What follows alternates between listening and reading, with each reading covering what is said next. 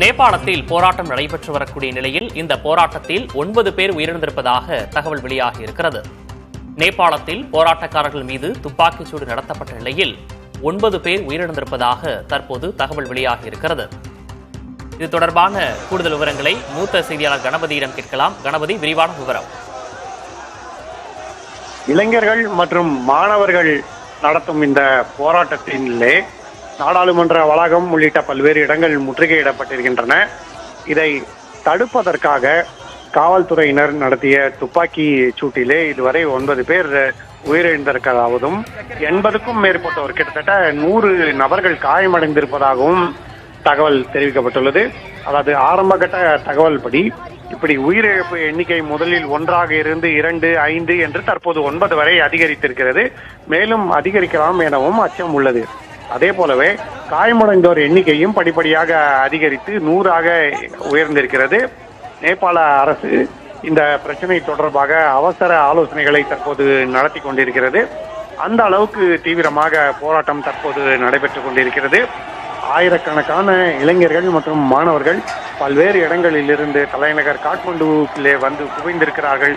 போராட்டம் தீவிரமாக நடைபெற்றுக் கொண்டிருக்கிறது. அதை கட்டுப்படுத்துவதற்கு காவல்துறையினர் உள்ளிட்டோர் தீவிர நடவடிக்கைகளை எடுத்துக்கொண்டிருக்கிறார்கள்.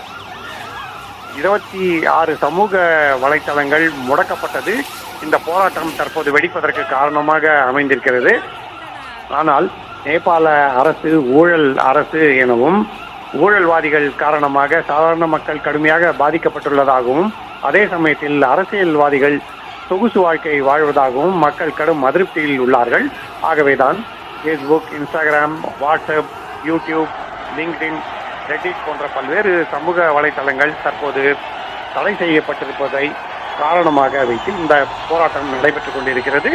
அரசுக்கு எதிரான அதிருப்தி இந்த சமூக வலைத்தளங்களை தடை செய்ததற்கு எதிர்ப்பாக தற்போது வெளிவந்திருக்கிறது. விக்னேஷ், நேபாளத்தில் போராட்டக்காரர்கள் மீது துப்பாக்கிச்சூடு தடியடி நடத்தி இருக்கிறார்கள் காவல்துறையினர். இதில் 9 பேர் உயிரிழந்திருப்பதாக தகவல் வெளியாகியிருக்கிறது. 80க்கும் மேற்பட்டோர் காயமடைந்திருப்பதாகவும் தற்போது தகவல் வெளியாகியிருக்கிறது. நேபாள நாட்டின் தொலைத்தொடர்பு மற்றும் தகவல் தொழில்நுட்பத்துறையின் விதிமுறைகளுக்கு உட்பட்டு அந்நாட்டில் இயங்கும் அனைத்து சமூக வலைதள நிறுவனங்களும் பதிவு செய்ய வேண்டும் என அந்நாட்டின் பிரதமர் KP சர்மா ஒலி தலைமையிலான அரசு தெரிவித்திருந்தது. இதற்கு நாடெங்கிலும் இருந்து கடும் எதிர்ப்பு எழுந்திருக்கிறது. தொடர்ச்சியாக போராட்டங்கள் நடைபெற்று வரக்கூடிய நிலையில் காவல்துறையினர் துப்பாக்கிச்சூடு நடத்திய நிலையில் இதில் 9 பேர் உயிரிழந்திருப்பதாகவும் பலர் காயமடைந்திருப்பதாகவும் தற்போது தகவல் வெளியாகியிருக்கிறது.